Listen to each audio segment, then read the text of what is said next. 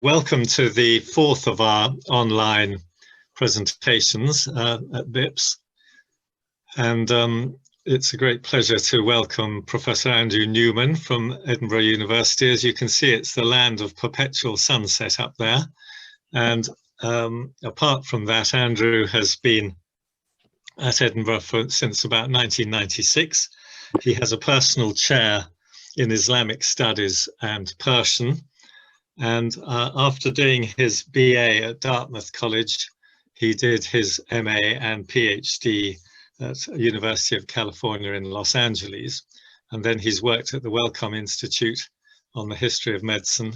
He has a long CV, which of course I'm not going to tell you all about now. I think his main areas of research have been on the history of Islamic medicine, but also on Shi'i studies, and he's editing a journal on Shi'i studies, and he's written copiously on different aspects of it, one of which is an article that became very famous on the emigration of Jebel Armili scholars to Iran at the beginning of the Safavid period. He's now a new member of the Council of BIPS, and he had a BIPS project, which is essentially the stuff of his talk today, which was looking at subaltern history from the 13th century to the modern era. Subaltern studies, of course, being the study of layers of society below the ruling elite and the court, which are usually what one finds in the chronicles and the main sources of the period. So that's his talk today. I should just say that the talk should last about half an hour, maybe a little less, maybe a little more.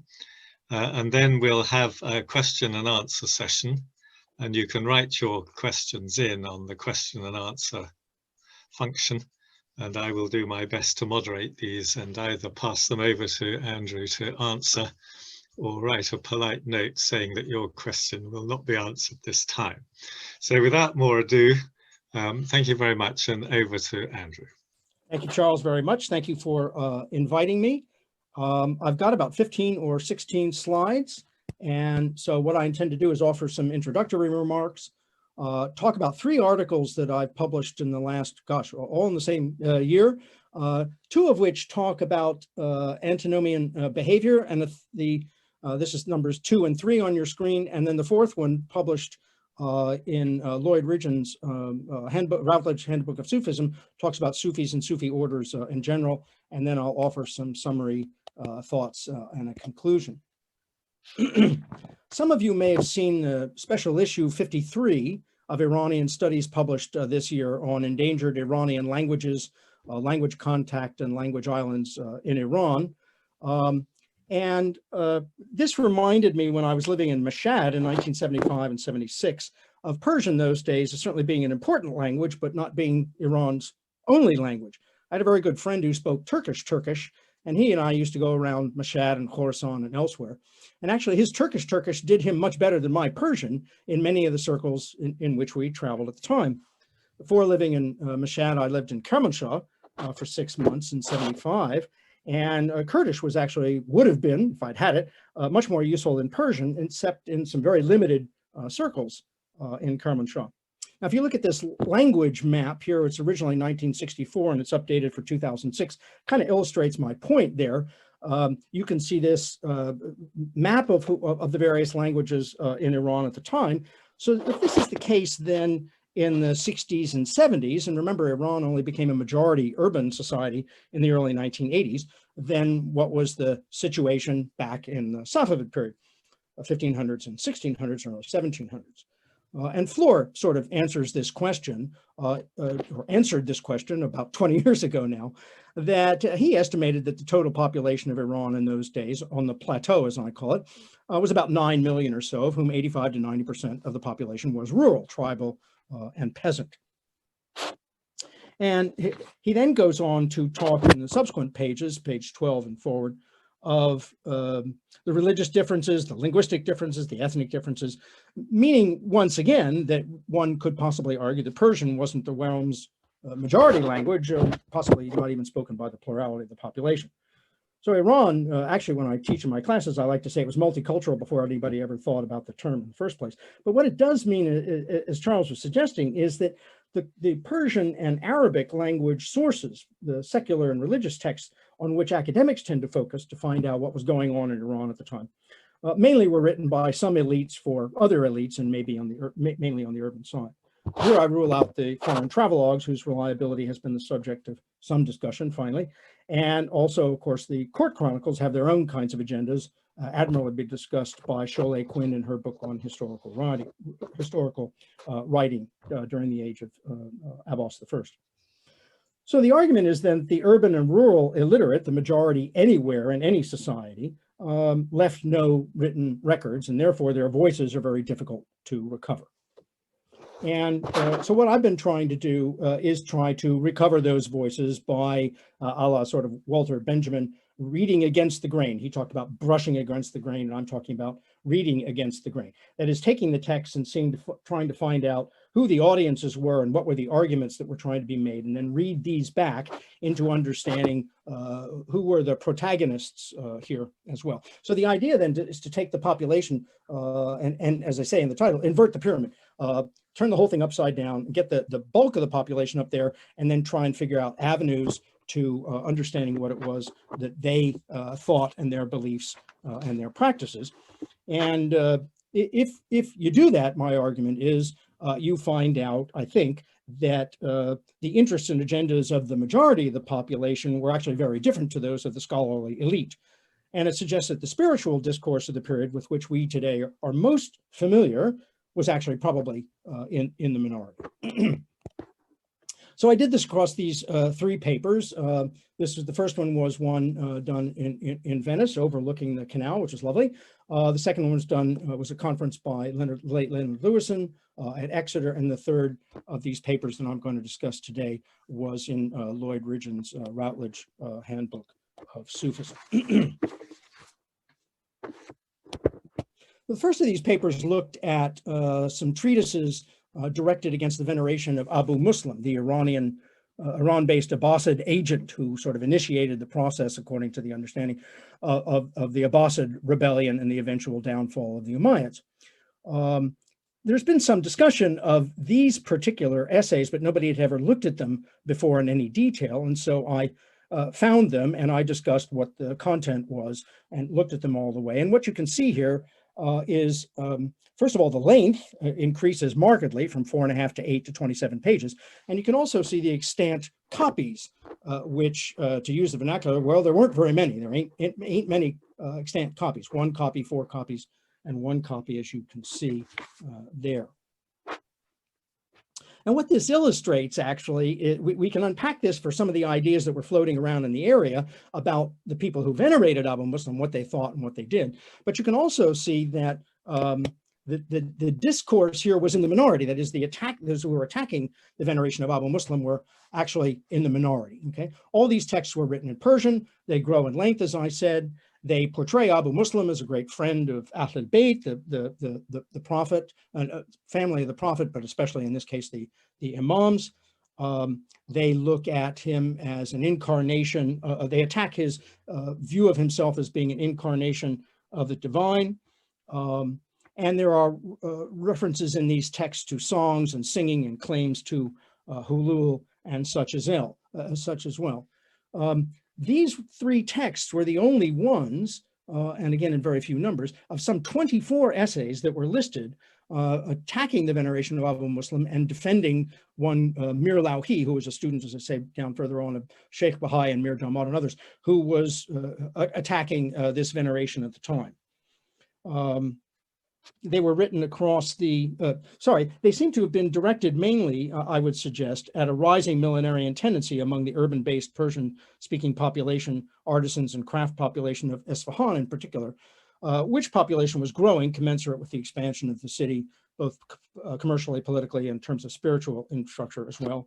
They were written across the reigns of 3 Safavid rulers, and that they got longer and included more references to religious and historical texts suggests that their authors were getting increasingly frustrated with the popularity of the Abu Muslim tradition in these years, but also it suggests that that popular veneration was in fact expanding or very, very popular. Again, as I say, it seems to have been mainly an Isfahan-based phenomenon. There's not too much reference to this in other sites on the Iranian plateau or in Iraq at the same time. Again, they portrayed Abu Muslim as a friend of the Imams, as the incarnation of the divine, lots of singing and songs going on. There are also some references to Sunnis still being on the scene, which is quite interesting. Also, figures whom we know, whose careers in these areas haven't really been explored, Sheikh Bahai and Mir Damad, are portrayed in these texts as actively supporting the attack on the veneration of Abu Muslim and supporting their student Mir Lauhi against what I would possess is in the majority. In fact, then I suggest the anti-Abu Muslim polemicists were in the minority and they were on the defensive. And in the mention of songs and singing and claims to hulul and such like that, you set the stage for the later twists and turns of the anti-Sufi polemic that took place in the 1640s, 50s, and through that time.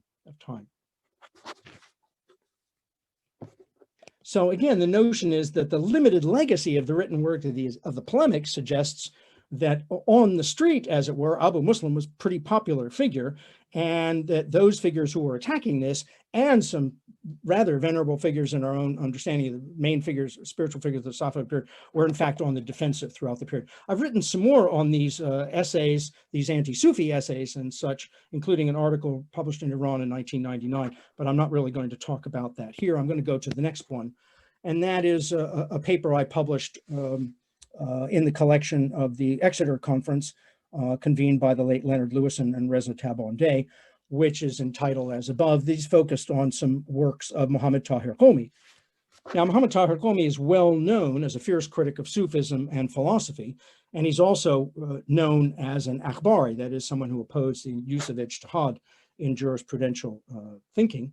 I'm not terribly interested in the akhbari aspect. It's discussed in the paper, but here I'm going to concentrate on, today, I'm going to concentrate on 3 of the 4 texts that I talk about in the paper, and these are their names and their dates. Hikmat al-Arifin is an anti-philosophy text written in Arabic. I'm going to kind of set that aside. And I want then briefly to look at these other 3 texts and what it is of beliefs and practices Qomi is denouncing. And so this is what I'm going to do very quickly. Reda Sufia, written around 1650 or so, is in 2 parts. I've written an article a long time ago on part 1, and main part of this paper in this volume talks about part 2. But if we look at both parts together, you can see the sorts of things that Qomi is denouncing, and he's denouncing things like wine, intoxication. I'm not going to read all of these, but hand clapping, a lot of physical activity, don't like meat, free love, not attending the mosque, too much time praying in the Qanagha, wearing ragged clothes, saying that everything that is haram is in fact okay, estrangement from the ulama, not paying much attention to the ulama, denounces their belief in Wahdat al-Wujud, a doctrine which Qomi says Hallaj's followers took from Christians. And Qomi is careful to note in a couple of references too that a lot of these individuals against whom he's writing have associations with present-day Bazaris. Part 2 of the essay links these bad practices with bad people in the past, such earlier Sufi figures as Bayezid and then Hallaj as well. If you move over to Tofat al-Akhyar, date 1656 to 1664, in it he refers to the Hikmah Arabic text, so you know at least it postdates that. Herein also, he's linking present-day bad practices with past-day bad people, that is, people who didn't like Ahlul Bayt, didn't like the Imams, and didn't like Shiism as it was developing in those times. He's notable in this text for citing Sufi texts in order to show this. So there's lots of quotes from Ibn Arabi, Rumi, I hope I've Persianized all these names, Rumi, Al-Attar, Shabastari, Jami, and such as well. It's book length.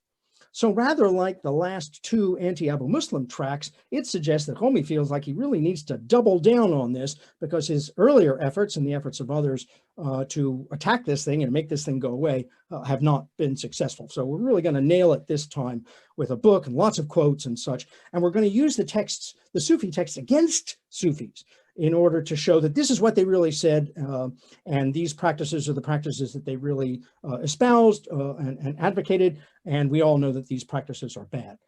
So again, across these texts, you see the following items get denounced. Some newish ones, predestination, transmigration of souls, the special clothes, monasticism, Vahdat al-Wujud is there, promulgating claims to divinity or the imamate. So he says that he cites El-Attar and Shabastari that Ibn Arabi did this.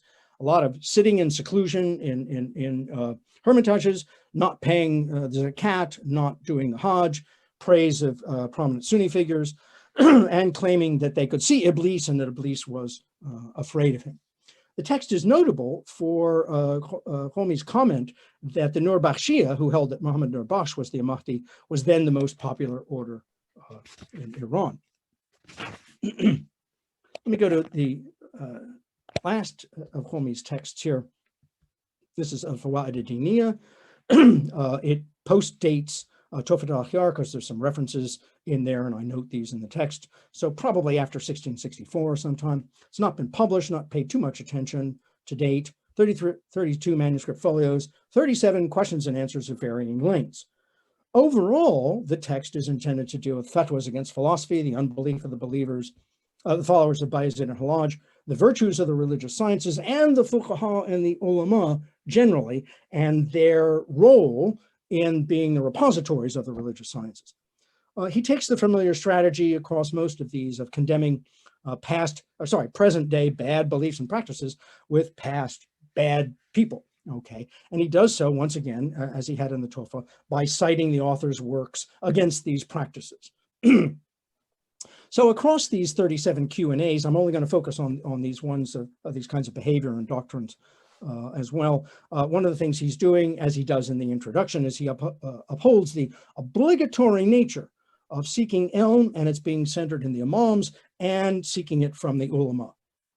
In the process, then, he denounces again Hallaj and Bayezid for this notion of attaining unity with Allah. He cites in this a long passage from El-Attar. He denounces Ibn Arabi and his followers for belief in Vahdat al-Wujud, and again, he refers to his earlier hikmah. He cites Ibn Arabi's denial in the Fusus of the reality of hell. He cites Rumi's Masnavi on the lapsing of the law, again referring to Tufa, so this clearly postdates that. And he cites Rumi as maintaining that Ali's killer, Ibn Muljam, was an instrument of Allah. So, did any of this have any impact? And how, if it did or didn't, how can we gauge that? And the answer is, in my view, it didn't have very much impact. And again, one tends to look at this in the way of seeing how many copies there were of these texts in his own lifetime, let alone the remainder of the Safavid period, or that is earlier into the 1700s. Read, for example, only 2 of 7 extant copies date to his lifetime of the Tuhfa. If you want them really firmly datable to his own lifetime, you got 3.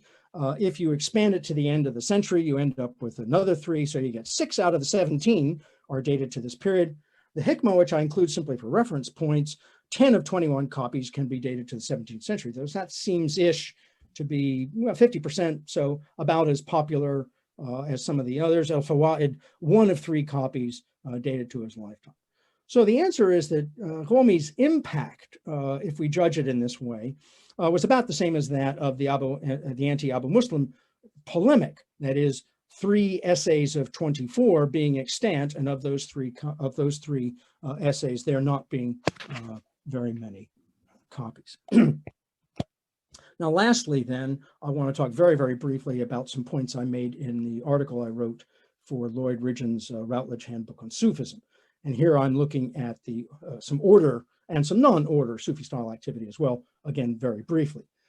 And Khomeini's comment that the Nur Bakhshis were very popular in his own time was dismissed by some other scholars.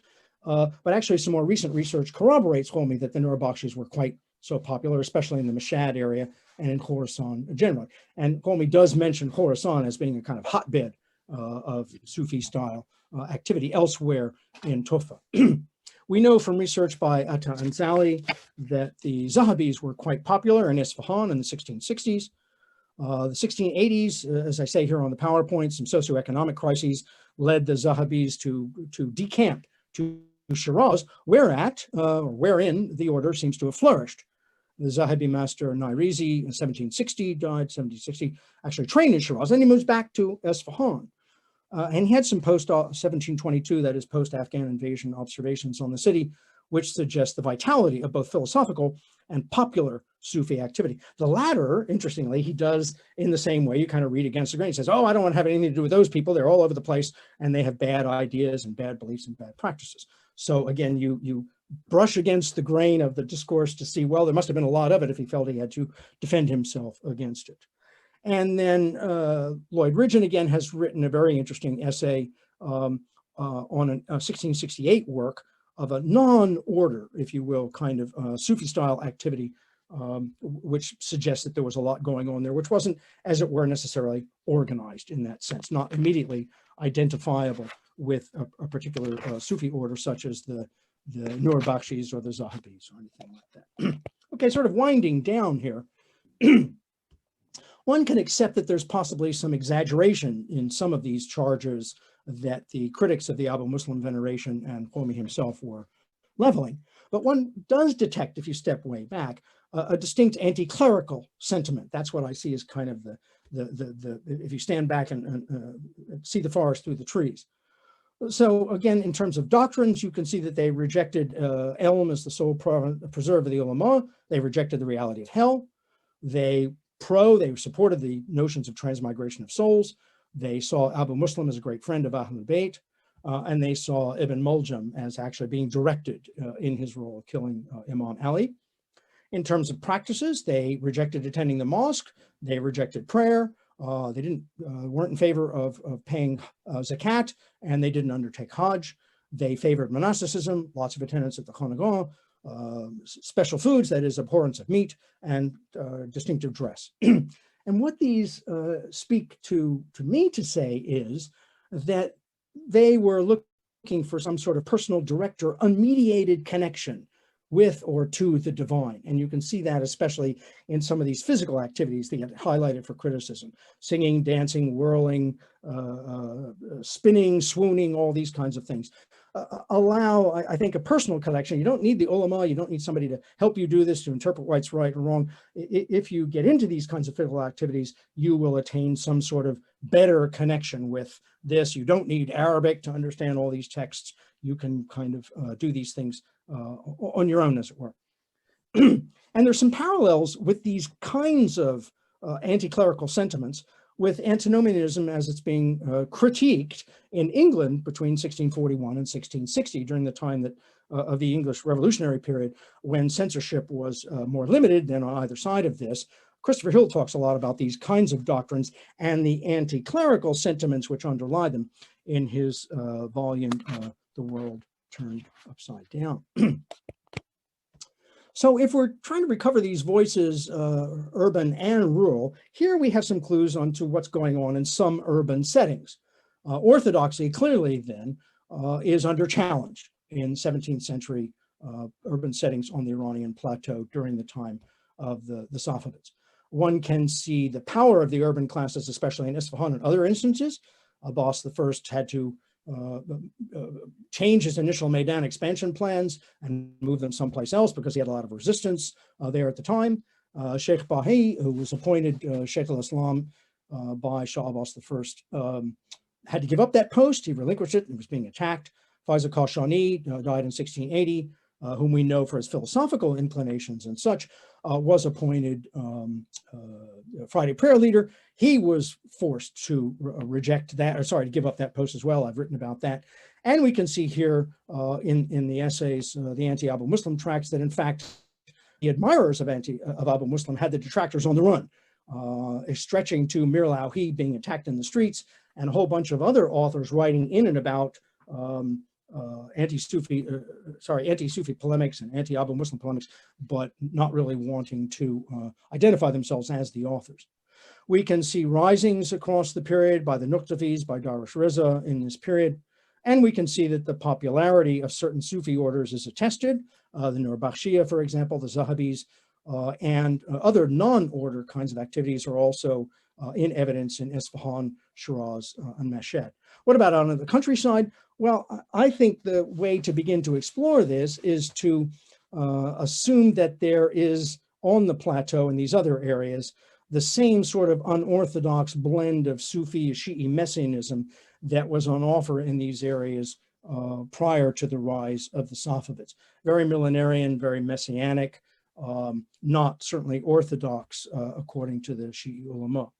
And therefore, if you begin to, and that's where my research would head next, but in sum total, I think one can suggest at least that in the bottom half of the pyramid, that is the majority population, antinomianism may well have been the norm, the rule, and not the exception. Thank you very much. Thank you very much, Andrew. That was a very beautifully delivered diatribe. I don't know if we've got any questions yet. I haven't seen any. I might just start the ball rolling. I mean, well, two things struck me really. One is you said these people were writing in Persian, which of course they were. But referring to your map of linguistic ability and diversity in Iran at this period, the audience would have been very small. And in a sense, just like the chroniclers and the other elite, they were really writing for themselves, weren't they? And so what you're trying to do is see what they are writing against is what they feel.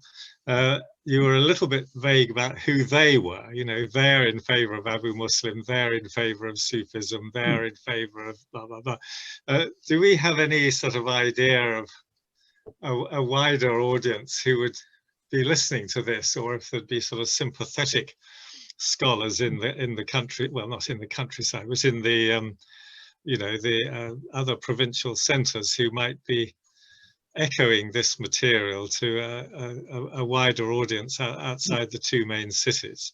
Yeah, I talk about that in the article on the anti-Abu Muslim stuff as well.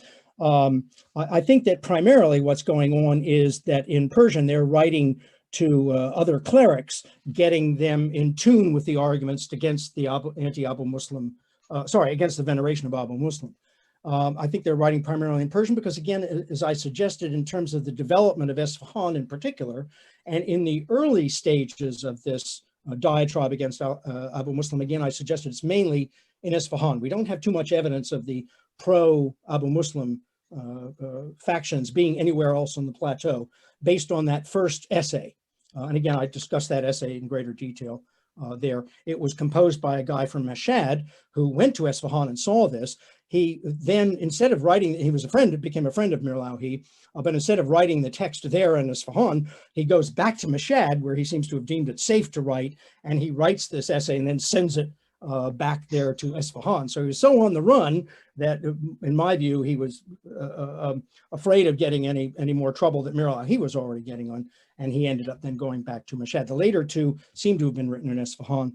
But again, there's not so much evidence for that being a nationwide or plateau-wide discourse. But I think it's also talking to the native Tajik population, again, very tiny, you're absolutely right, very tiny, in Esfahan in particular, who were in the guilds. And again, you look at these references, and again, I mentioned this in the article, to people like Mullah Sadra and others who are noting this kind of Sufi-style activity as being connected with the Balzars in particular. And so that's where it mainly seems to be focused there. Again, it's more widely discussed in the article. So. But well, yes, that would be right. It is very limited. I'm not making any grand claims for that. What's interesting is over the period, you see this Sufi-style discussion in terms of named orders and other sorts of diatribes, again, then also locatable by the end of the 1600s, then to other places outside Isfahan. Mashhad and Shiraz are named, and Khorasan generally are named as centers of this. But again, I would suggest that's mainly, yes, mainly urban, until I suggest otherwise. But yes, that's right. Andrew, we've had a couple of questions coming in. Lloyd Ridgen says he can't think of any Sufi texts that mention Abu Muslim as a great champion of Sufi ideas, but he says he hopes there are some. I don't know if you'd like to answer that. Sorry, I missed that. Lloyd Ridgen has written, I can't think of any Sufi texts. Is there any evidence of Sufis writing about this? Well, I look at your own article, which was very good, actually. There is some other stuff that I do discuss in the articles But you recaptured this text, 1668, I think it was, that again was citing texts back at the ulama, saying, look, we can do this hadith stuff and we can talk about this kind of stuff as well. And I came across another text as well that's also discussed in the articles, where you see riposts from, I wouldn't say they were necessarily pro-Sufi types, but they were defending themselves against these charges.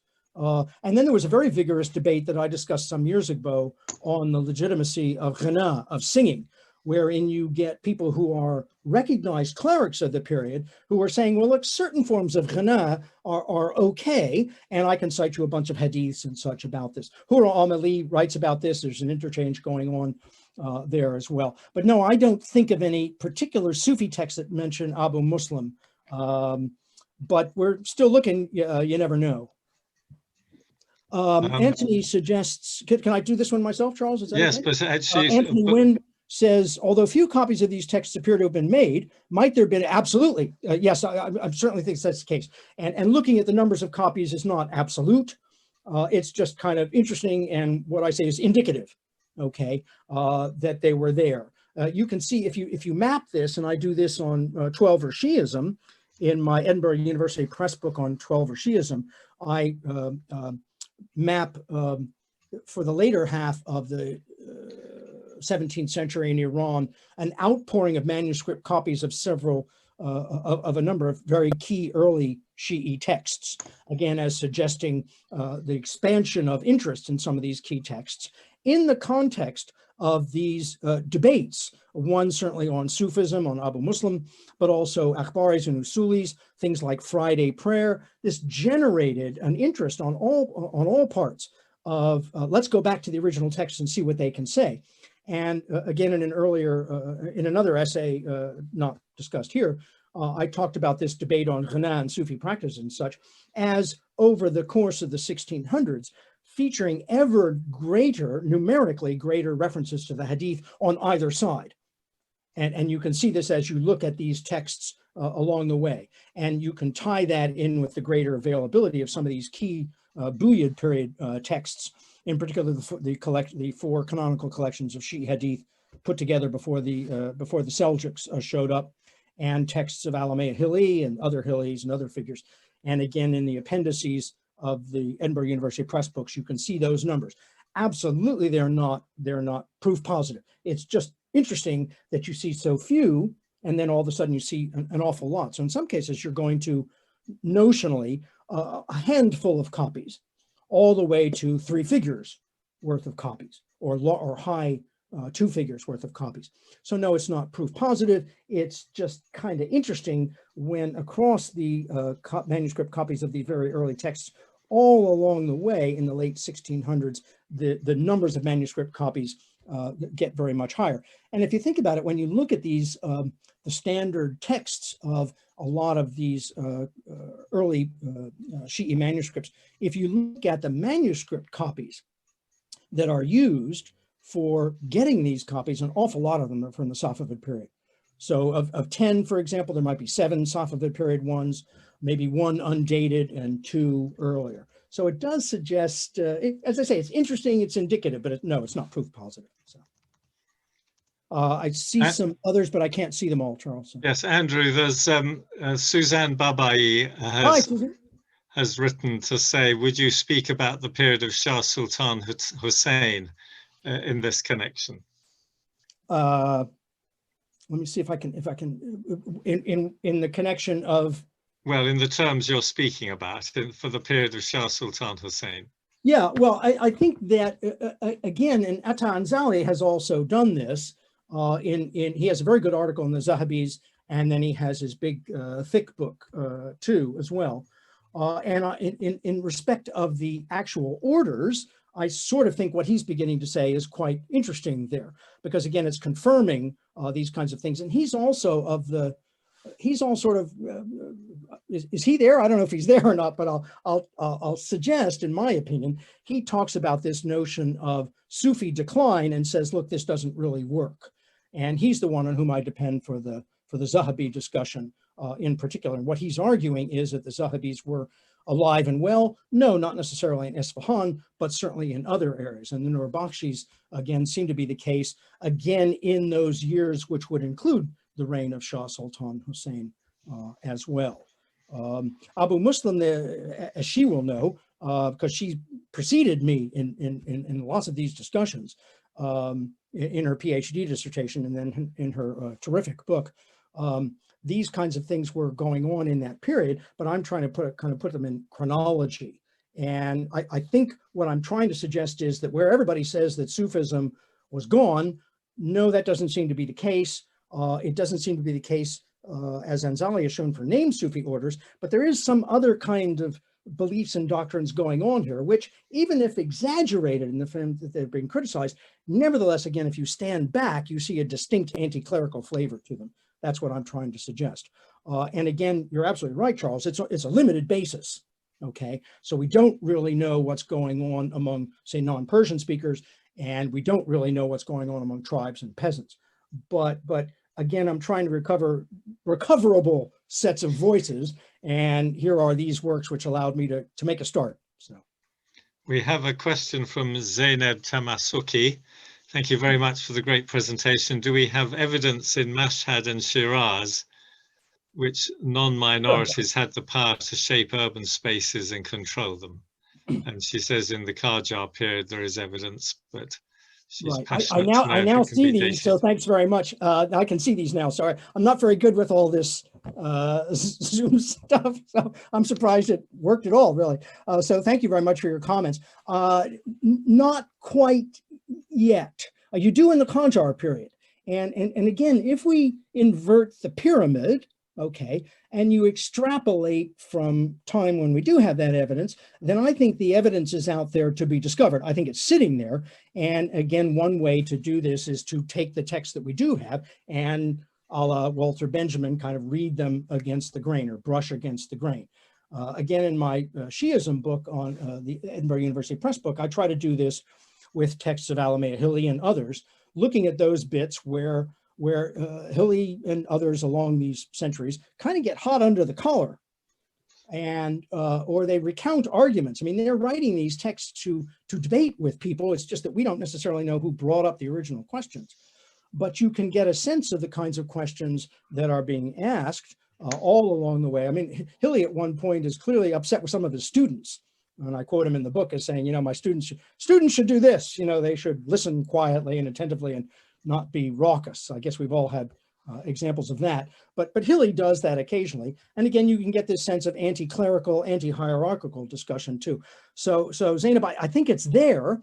I think you just need to read the stuff and find out. And I think unlike the court, but sometimes that might be doable with the court chronicles, it's possible.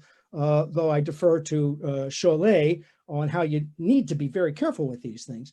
And the travel logs, I think, for what's really going out in the countryside, really, these are snapshots by people who didn't speak any Persian, relying on government translators, and they're moving through areas. So they're not too useful for this. I think it's the religious texts that will provide us, yes, with the key to what's going on. If we look at the arguments and then try and infer with whom they are arguing. And if we look to other centers, the late Iraj Afshar used to talk about the importance of urban history. So I think if we begin to attack Mashhad, if we begin to go into Tabriz, if we go into Shiraz and other centers, you're going to put those and the religious texts together. And yeah, in my view, it's going to be, it's findable. Maybe not by myself, but I think the stuff is out there. So there's... well, we have Saeed Reza Talajui. Okay, the popularity is at the level of narratives produced by the common people and some poets. Of course, it was quite a popular text, the Abu Muslim Nama. In fact, it was illustrated as well. There are copies of it, illustrated texts. I don't see. And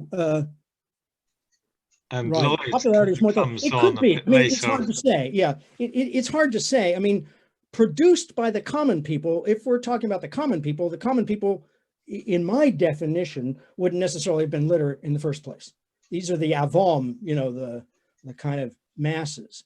And you see the avam usually denounced for this kind of thing. But yes, you have to see about that. I have to explore it more. I'm just trying to feel the ground here with some texts that had been discussed before, but not actually looked at.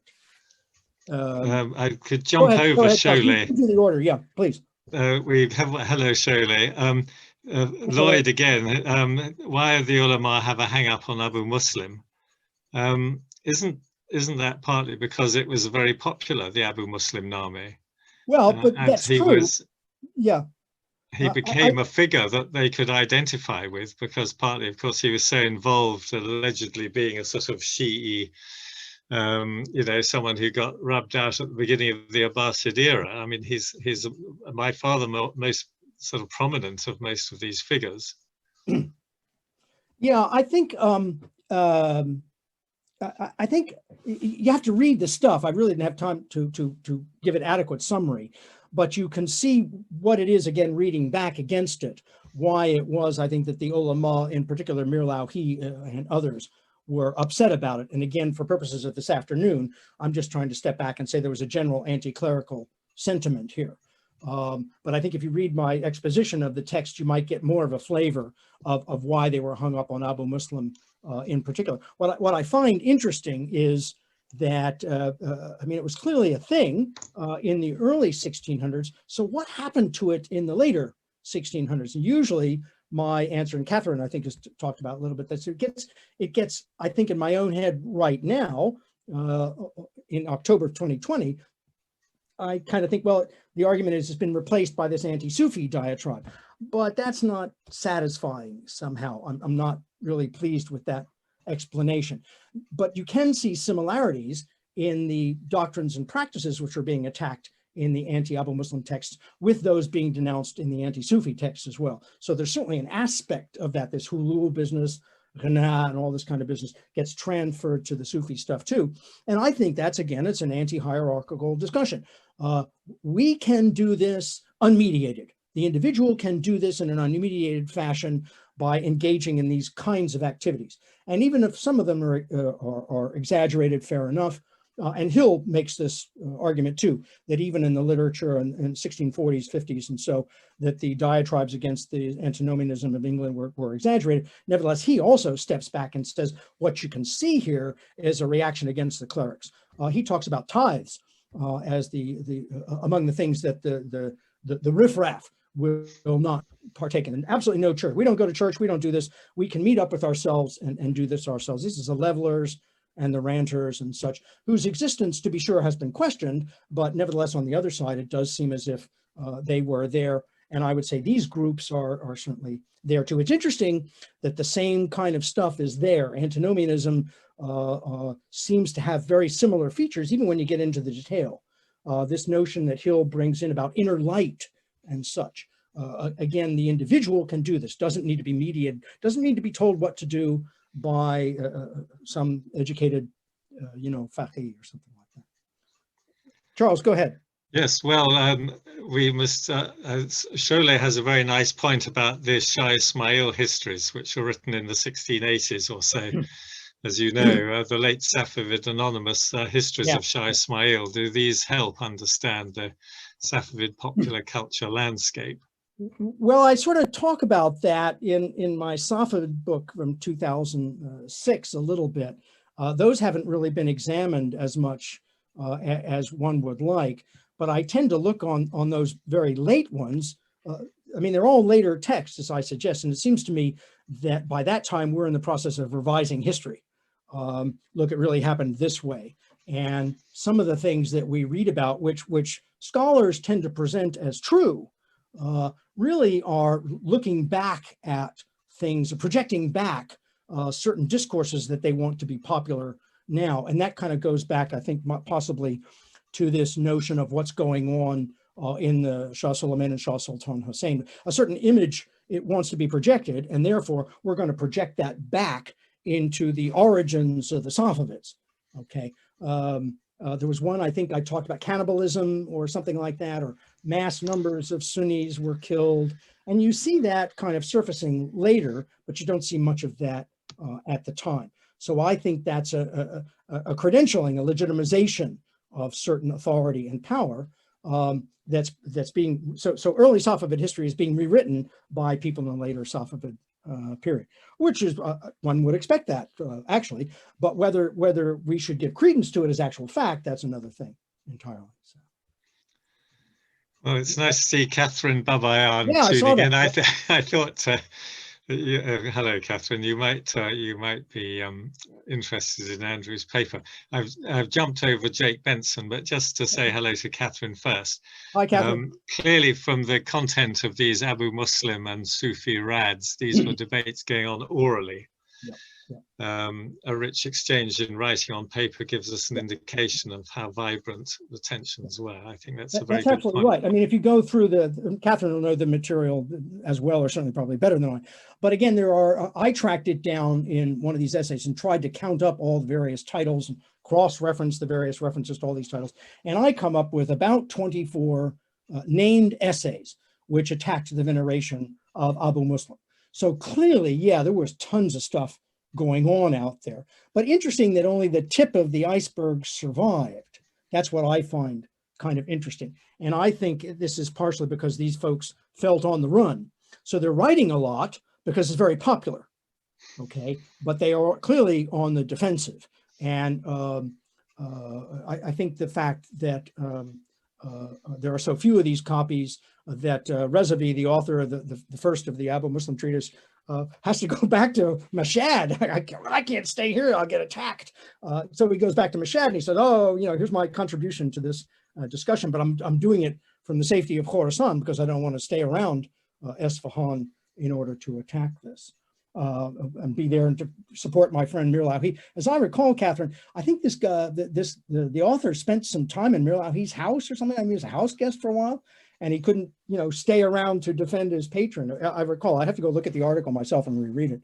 So yeah, but I think they were on the run. And I think that's what the number of the Ruds attests to, and the lack of very many copies attests to that as well. So, have you seen Jake Benson's comment? Let's see this one. About the Shah Ismail I era? Are there any attacks on what was going on? Well, yes, there are. I mean, again, in the paper, but not this afternoon, I talk about some of the attacks that were extant by Karaki and others. What's interesting, in the previous century, what's interesting about those, however, is that those of which we have any record, and there weren't too many that we've got too many records of, were written in Arabic. And there, it seems to me that Karaki and others are trying to get, they're kind of writing to themselves here, even more so than I think one could argue about the Persian language decision, if you will, to write in Persian in the early 1600s. But it's there, and I do discuss it a bit in the paper. There, I think, in that paper and also in earlier material I've written, I think it's more a case of that being more rural in nature, as would befit the nature of the Sufi-Sunni millenarian discourse on the plateau generally, that brought the Safavids, if you will, to power. Whereas by the late 1500s and early 1600s, this is being seen now on the urban setting. And it's moving into Persian as well, commensurate, as I suggest, with the growth of Isfahan as the, in inverted commas, a la yourself, Charles, designation of Isfahan as a capital, some sort of important place. I remember your article many years ago about maybe it was and maybe it wasn't. We need to reconfigure that. But it certainly was expanding in terms of, as I say, spiritual infrastructure and political infrastructure as well. And that brought the expansion of the bazaar, and that brought a lot more Tajiks and international trade and such Persian speakers as well. Still a small number, but nevertheless discernible. And it was there that you're having this antinomian sort of behavior. Remember, there's a famous story of Shah Abbas I sending preachers and such into the bazaar to preach against this or that or whatever it is. So they would have known what was going on.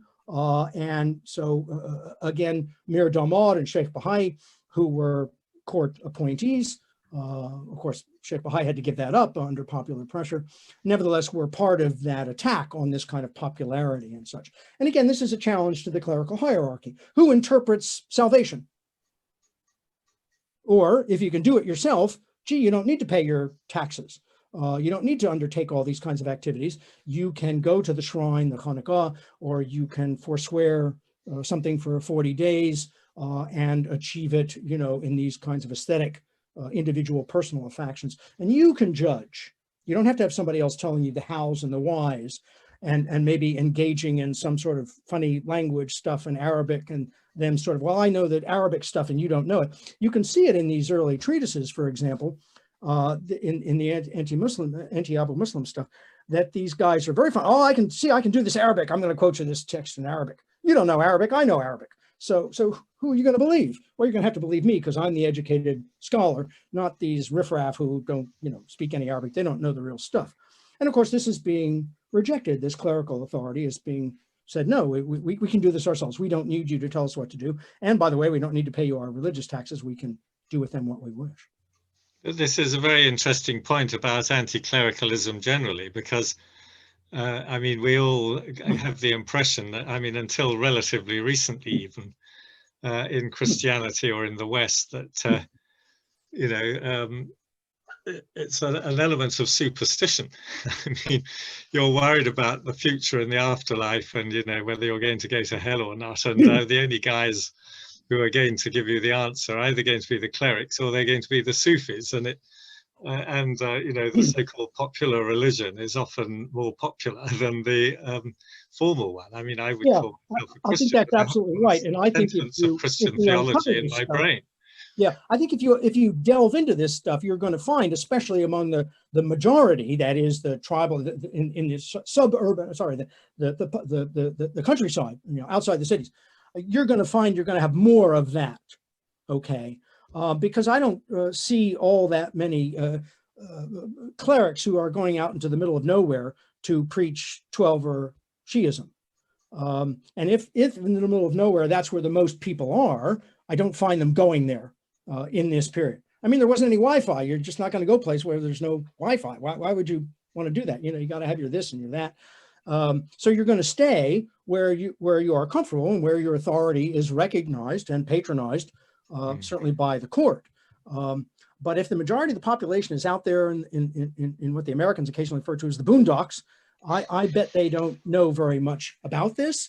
They don't speak the language, and they will have their own understandings of how you attain salvation. Salvation is important, but you know, we have other sources of authority here. You can see this if you look at medicine in this period as well.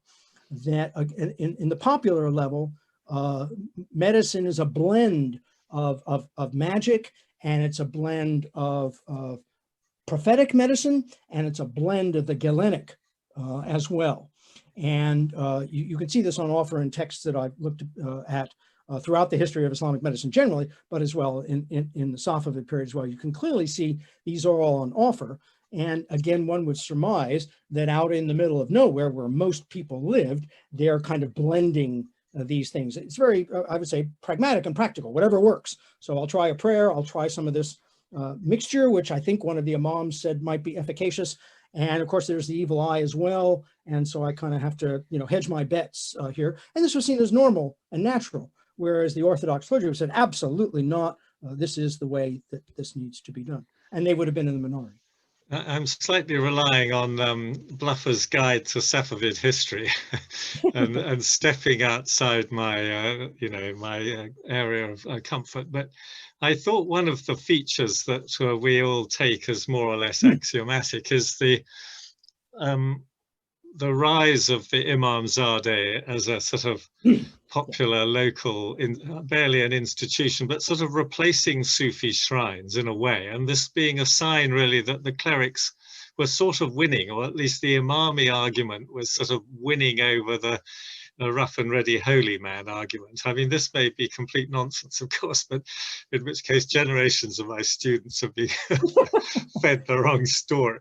Well, I think that the Imamzadehs and these little local shrines, again, if you look in the Safavid period, some of these religious infrastructures were built by local merchants and such, and they became taken over and used for their own purposes by the popular classes in the urban areas that we know anything about. again, very limited, okay? And so it may have been built with a particular intention, but again, it would have been abstracted by local people into something else. Catherine will know this one better than I, but wasn't there, one of the things that really agitated Mir Lauhi was, who was an opponent of again, Abu Muslim and such, but also was an opponent of Mohammed Taqi Majlisi, the father of Muhammad Baqir, was that when Muhammad Taqi's coffin was carried around in the streets, people attacked it. They wanted bits of it, okay, as sort of amulets or something like this. And so there, again, there's this popular practice stuff. And Taqi Majlisi, his legacy and his contributions even at the time are debated. Was he pro-Sufi? Was he a Sufi himself?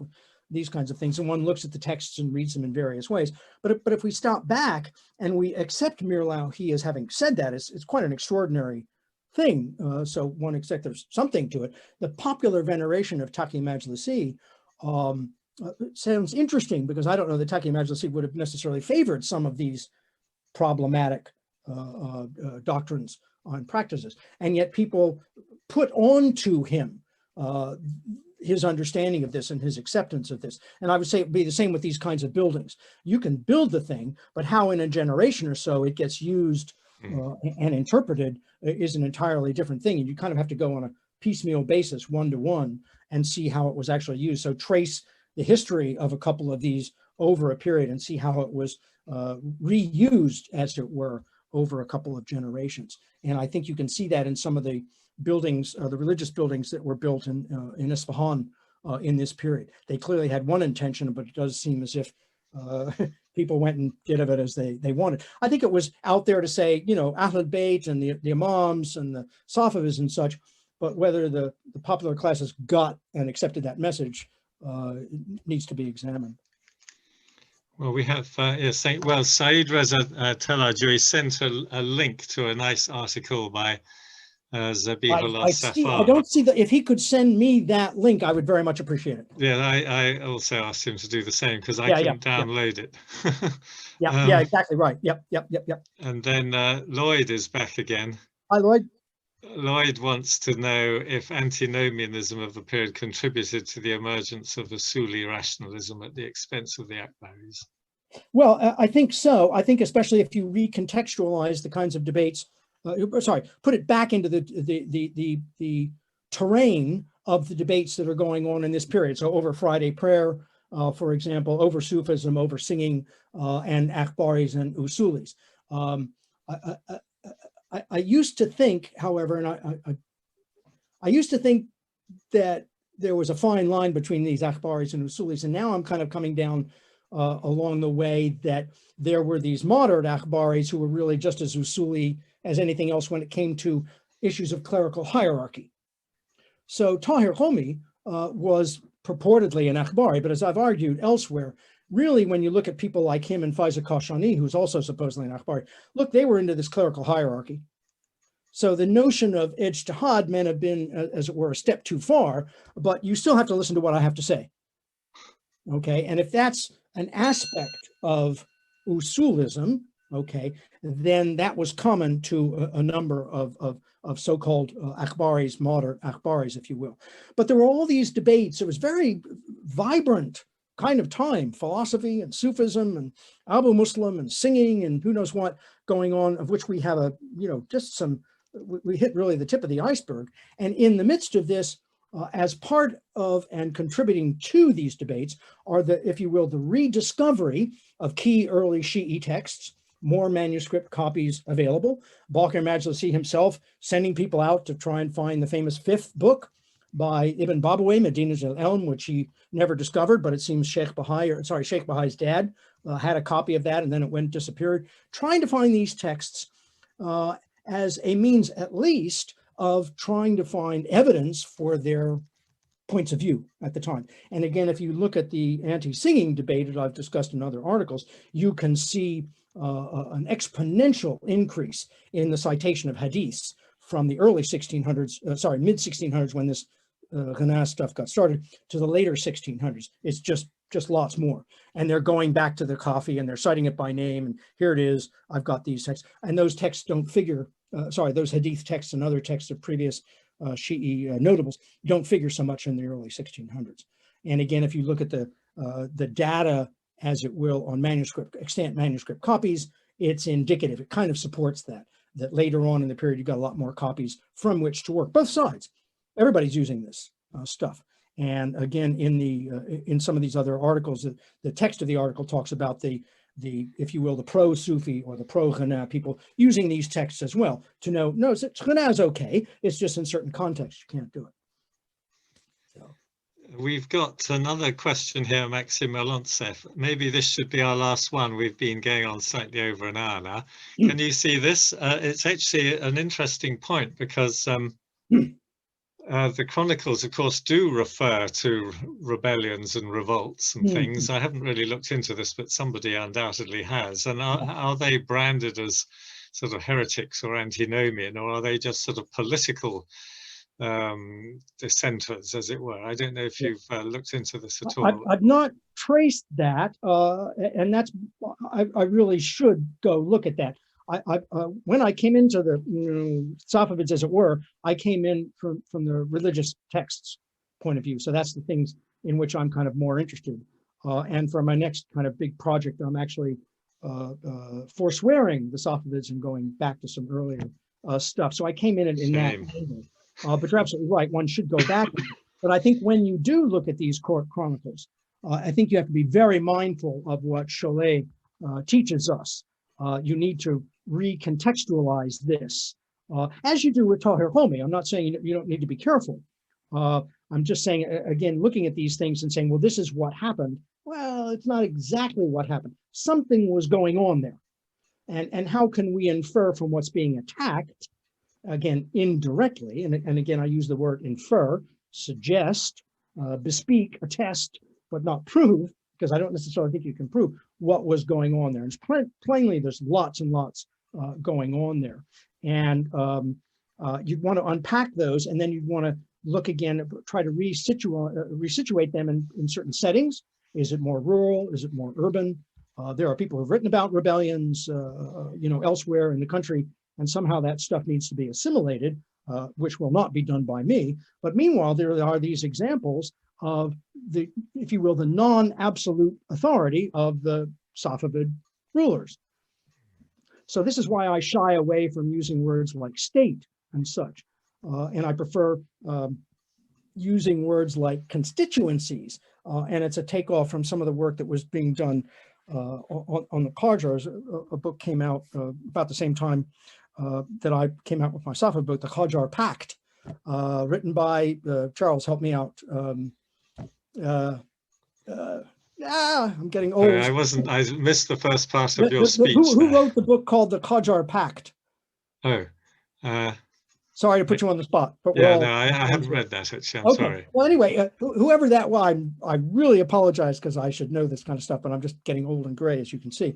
Anyway, the Qajar Pact notion was, and Abrahamian talks about that too in his book, History of Modern Iran, talks about how you negotiate rule in Iran, okay? And I think that's what you did in the Safavid period. The court negotiated rule. Okay, and there were certain, if you will, lines in the sand, red lines, one of which was you couldn't challenge the authority of the ruling Shah. But anything short of that, well, you could have a lot of vigorous debate, no problem. And, the Shahs lost Sheikh Bahai, and Faiz Kashani had to quit because of popular pressure. So they put in different people to try and work on these things and push the message forward. But again, across the country is a lot more decentralized. There wasn't a standing army necessarily to send out there to crush all these rebellions. So you kind of, went with the flow insofar as is possible at the court level, not an absolutist state in any manner, shape, or form. Hence, I use words like polity or project or something like that rather than talk about the Safavid state, because it connotes this notion of absolute authority, which I just don't think was the case. So if that's true, then the diversity is there, and we just need to assume it, again, turn the whole model on its head and assume diversity, and then let's go out and search for I was just wondering if any of the political, or the sort of revolt that gets into the chronicles were ever messianic.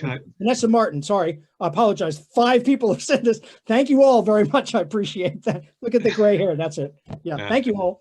Go ahead, Charles. I was going to say, I remember in the Mongol period, the Ilkhanid chronicles, there are 1 or 2 revolts that are described as people pretending they were the Messiah. And I'm just wondering, I can't remember in the Safavid chronicles if there's anything like that.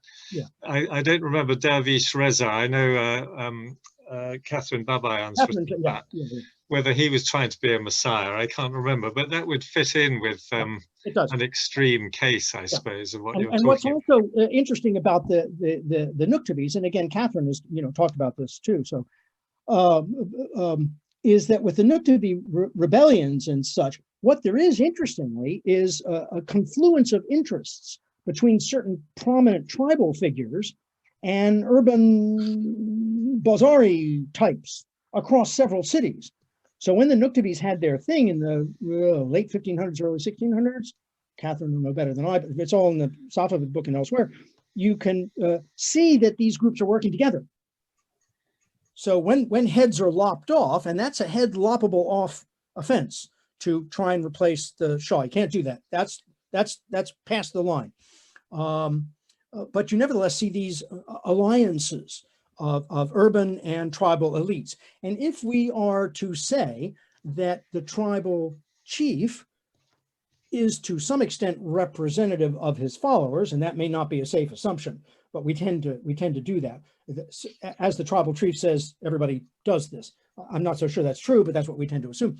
Then it would, if we assume that, would mean that some of the tribes people themselves then were buying into this kind of messianism that's around among the Nuktavis and Darvish Reza and other kinds of people. I think Darvish Reza is one, or there's another one around that time period. They lopped off his head and then he popped up again someplace else. So this wasn't, unheard of. And this, I would say, was probably more the norm. You see, this is what I'm trying to say. Inverting the pyramids, probably more the norm than the exception. And if that's true, then we really need to turn our understanding of what's going on in the Safavid period kind of on its head, along with inverting the pyramid of society and population. Of course, I now realize I have Vanessa Martin's book on the Qajar Pact, but I think, the gray hair and the senility is sort of setting in here. I think I have more gray hair than yours. Yeah. The sun never sets in Edinburgh. No, it never does. It's always like this. It's always warm and sunny. And I can see that it's taking a very long time to go down behind King Arthur's seat.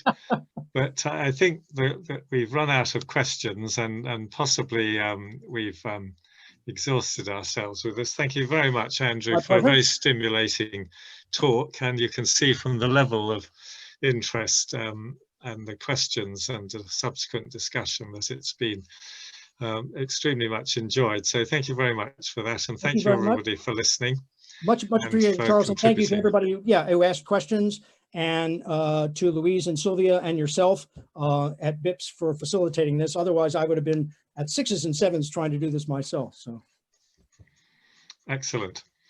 Well, thank you very much. I'm going to log off now, and I suggest everyone else does as well. Thank you, Andrew, and thank you everybody.